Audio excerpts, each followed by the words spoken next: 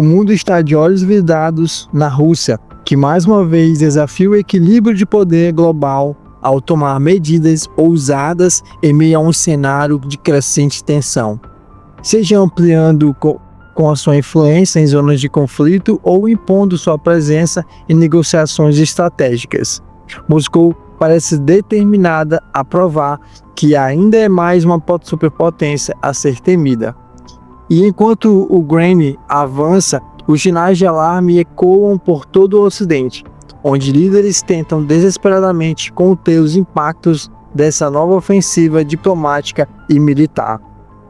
Do outro lado do Atlântico, Donald Trump, fiel ao seu estilo polêmico e imprevisível, não perdeu tempo para se colocar no centro do debate global.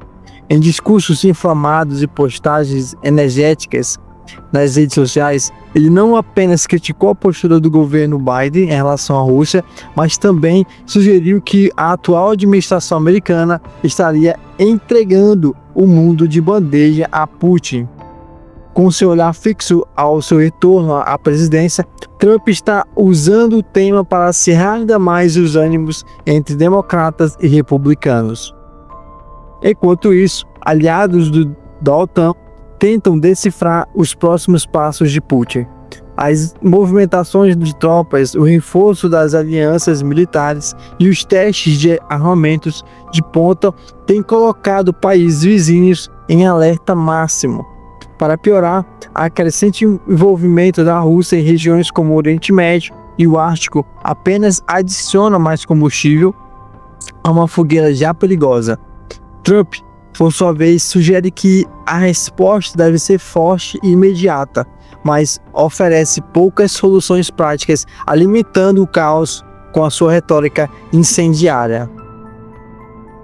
Analistas políticos apontam que estamos vivendo um dos momentos mais delicados da geopolítica moderna, com a Rússia testando os limites do Ocidente e Trump escalando a retórica para capitalizar politicamente, e instabilidade global alcança novos patamares. E em meio a tudo isso, o cidadão comum se pergunta: estamos caminhando para uma nova Guerra Fria ou algo ainda mais devastador? No fim das contas, o tabuleiro global nunca esteve tão carregado de peças prestes a se moverem em direções imprevisíveis. A Rússia toma a frente, reafirmando sua força em um jogo perigoso, enquanto Trump transforma o cenário em um palco político para suas ambições.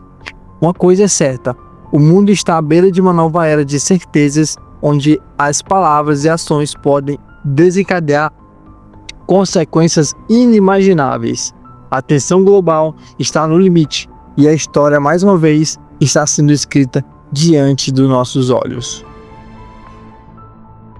Agora, com Trump assumindo o poder no dia 20 de janeiro lá nos Estados Unidos, eu gostaria que o senhor explicasse o que a gente pode esperar da relação entre os Estados Unidos e a Rússia, né? A gente sabe que Putin tem intensificado ali os ataques na Ucrânia e Trump já fez algumas críticas, principalmente à quantidade de dinheiro que a gestão do atual presidente Joe Biden enviou a Volodymyr Zelensky, e fez algumas críticas até mesmo à própria guerra. Ano passado, salvo engano, disse que caso ainda fosse presidente dos Estados Unidos, a Rússia nem teria invadido o país vizinho. Então, diante desse cenário, o que a gente pode esperar?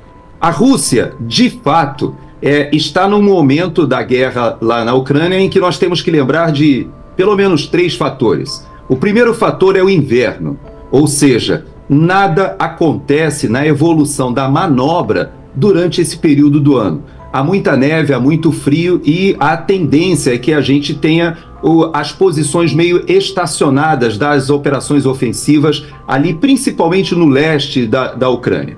Segundo aspecto que nós não podemos esquecer: existe nesse momento, uma expectativa de mudança da política externa dos Estados Unidos. E o presidente Trump, ele fala algo muito interessante. Ele não diz somente que ele vai acabar com a guerra, atribuindo a si esse poder. O que ele diz é que essa guerra jamais deveria ter iniciado. E ele é alguém que vai à raiz do problema, porque ele reconhece que essa invasão que a Rússia fez na Ucrânia é injustificável, não se justifica realmente um país invadir outro em hipótese alguma, Porém, existe uma raiz na política externa do governo Biden. Porque quando a gente olha o que acontece no Oriente Médio, no leste da Europa e até mesmo na América Latina, na América do Sul, por que não dizer, nós percebemos uma mudança de visão de mundo, de cosmovisão, ou da maneira de entender como acontecem as relações internacionais. O governo Biden, ele foi tomado por um grupo de metacapitalistas, globalistas, pessoas que, inclusive, não gostam até mesmo do modelo americano. Eu ouso afirmar que a maior quantidade de anti-americanismo que existe no mundo não está lá na China, que muita gente pensa que é o arqui-competidor, o arqui-rival dos Estados Unidos. Está aqui dentro dos Estados Unidos. E o governo Biden e esse grupo, liderado pelos Obama, também pelos Clinton, na verdade são grupos muito conectados com a visão de que o mundo deve erodir os estados nacionais e ter uma gestão centralizada, o que as pessoas chamam de globalismo. E o Trump, ele falou: essa guerra não poderia ter começado. Por quê? Porque o pior que poderia acontecer, ou seja, o maior derrotado, obviamente, além da própria Ucrânia que foi destruída, é a própria União Europeia, é o próprio povo europeu, que está vivendo agora uma situação dramática. Então, quando o Trump diz que vai alterar essa relação, é porque, de fato, eu não duvido sequer que ele encontre pessoalmente com Vladimir Putin. Com certeza o Sergei Lavrov vai se encontrar com o Marco Rubio as soon as possible, né? Assim que for possível, mais rápido possível. Eles vão traçar uma estratégia de terminar esse conflito. Se você quer ficar por dentro de tudo que acontece na política e nos bastidores das alianças que podem mudar o mundo, não perca tempo. Curta e se inscreva no Fonte Segura. Aqui você encontra análises profundas, notícias em primeira mão e tudo o que você precisa para entender o impacto dos acontecimentos globais no Brasil. Vai ser rápido? Provavelmente não. Haverá uma negociação com certeza em relação à parte dos territórios que hoje estão em mão dos russos e que eu imagino alguns deles passarão a serem controlados por forças internacionais, uma espécie de operação de paz. Dentre esses territórios, eu imagino aqui Zaporizhzhia, por exemplo, que tem a maior usina nuclear da Europa, são 6 reatores que hoje está em área dominada pelos russos. Eu imagino que aquilo vai ser devolvido ou pelo menos colocado sob controle internacional. Existem áreas ali perto de Kherson, que deságua ali o Dnipro, né, o Dnieper, ali justamente na península da Crimeia. Então tem várias negociações.